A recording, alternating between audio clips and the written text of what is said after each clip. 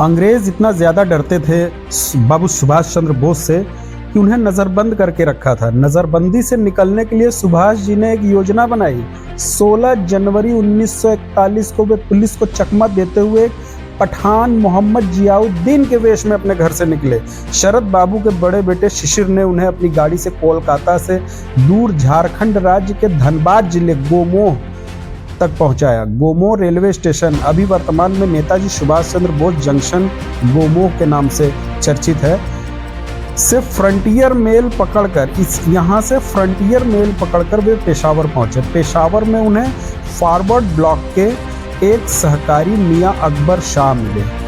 मियां अकबर शाह ने उनकी मुलाकात कीर्ति किसान पार्टी के भगत राम तलवार से करा दी और भगत राम तलवार जी सुभाष को लेकर पेशावर से अफगानिस्तान की राजधानी काबुल की ओर निकल पड़े।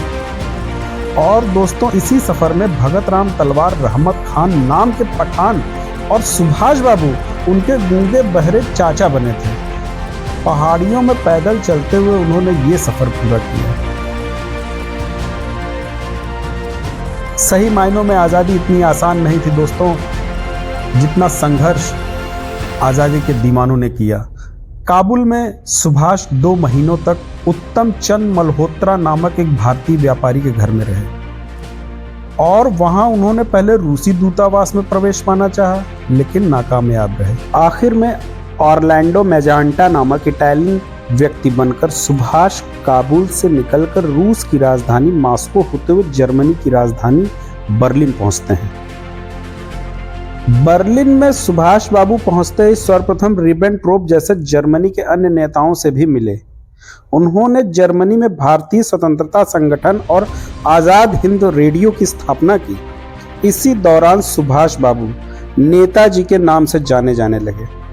जर्मन सरकार के एक मंत्री एडम फॉन ट्रॉट सुभाष के अच्छे दोस्त बन गए थे।